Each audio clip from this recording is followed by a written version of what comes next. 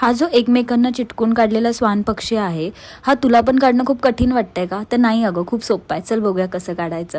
सुरुवातीला तर आधी आपल्याला अशा 4 लाईन्स घ्यायच्या आहेत आणि 1 फिंगरचा गॅप असणार आहे या बॉर्डरसाठी. 1 फिंगर डाऊनवरून सुद्धा तुला 4 लाईन घ्यायच्या आहेत आणि त्याच्यानंतर आता काय करायचं चल बघूयात. वरून आता असे ना तुला उलटे यू घ्यायचे आहे. ह्या यूची साईज आहे ना जास्त मोठीही नसणार आहे, जास्त छोटीही नसणार आहे. आता त्या यूच्या खालूनच तुला ना असे एस काढून घ्यायचे आहेत. आता हे जे एस आहेत हे वरचे जे आपण यू काढले त्याला एकदम टच करून नाही घ्यायचे, थोडे खालून घ्यायचे. आता स्वानचं ना फेस काढून घ्यायचं आहे. जसं मी काढत आहे तसं सेम तुम्हालाही काढायचं आहे.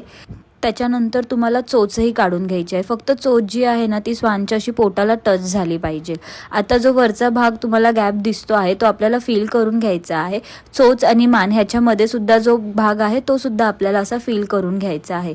आणि हळूहळू आपलं हे स्वानचं जे लुक आहे ते क्रिएट व्हायला स्टार्ट होईल. स्वानच्यामध्ये जो डोळा आहे तोही आपल्याला एक छोटासा डॉट टाकून काढून घ्यायचा आहे. पोटाजवळ थोडीशी शेडिंग करायची आहे. आता ही बॉर्डर आहे त्याच्यामुळे तुम्हाला वरती आणि खाली थोडंसं असं डेकोरेशनसुद्धा करून घ्यायचं आहे.